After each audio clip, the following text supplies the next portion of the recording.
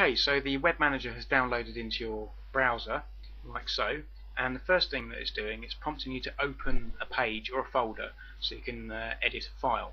So here we've got our folders. They're represented by these yellow icons here, and here are our page files, and we've only got two at the moment. We've got index and gallery, and they represent live pages on the website.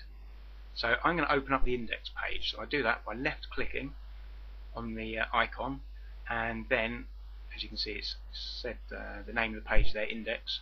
Then I click open. So the file directory is now closed, and it's going to download the index page into the web manager so that I can start editing some of the elements. So this is a good representation of how the page appears live on the internet, except we've got these little dashed lines around the edge. So these are marking the edges of our elements within the page. So I can turn those off like so, and then I can turn them on again.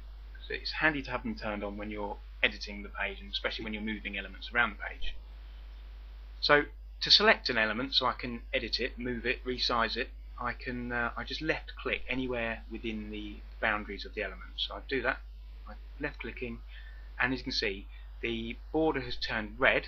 That shows that it's highlighted, and we've got these little white resize boxes around the edge. See how my mouse changes as my mouse passes over the different white boxes. So to move the element, I left click and drag, like so. As you can see, as I drag the top text element here, it pushes the lower one further down the page. Now that's deliberate. I've set it to do that, and in a later tutorial I'll show you how I did that. And if I want to resize the element, I can just left click over one of the white boxes according to whether I want to shrink it in terms of width or height, and I just hold the left button down and drag, just the same way as I do when I'm moving the element. Now here we have a container. Now containers are handy for grouping elements together, and as you can see here I've got 8 images that I'm trying to group together with one text box. So if I drag the container, it drags all of the elements with it, but I can click on an individual element within the container and drag that around independently. So I'm not fixed to a rigid template. I can literally put anything anywhere I like. Just so happens I want it there. Now up here we have a navigation, we have a logo, and we've got a little picture of a camera there.